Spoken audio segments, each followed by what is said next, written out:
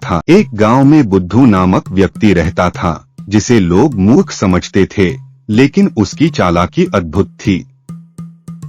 गांव के राजा ने एक अनोखे उत्तर की प्रतियोगिता की घोषणा की। सभी गांव वाले उत्सुकता से जुटे। गांव वाले अपने अनोखे जवाब पर विचार कर रहे थे। हंसी और मजेदार बातों का दौर चल रहा था। बुद्धू थोड़े असमंजस में, फिर भी आत्मविश्वास से भरा हुआ, आगे बढ़ने की तैयारी करते हैं। राजा अपनी हाथ में ताज लिए बुद्धू की ओर ध्यान देते हैं। उसकी मुस्कान पर सवाल उठाते हैं। बुद्धू मुस्कुराते हुए राजा से पूछते हैं, राजा साहब, अगर मैं कहूँ कि मैं सबसे बड़ा मूर्ख हूँ, तो आप क्या कहेंगे? राजा हंसते हुए जवाब देते हैं, तो फिर तुम सबसे बुद्धिमान हो, क्योंकि मूर्ख अपनी मूर्खता नहीं मानता।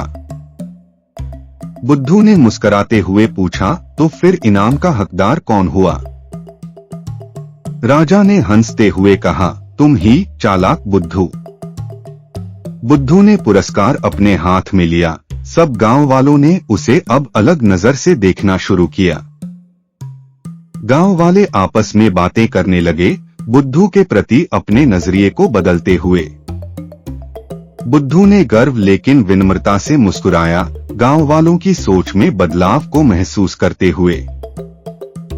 गांव के चौक में एक खुशी का माहौल बना। हंसी और संगीत के साथ सब मिलकर जश्न मना रहे थे।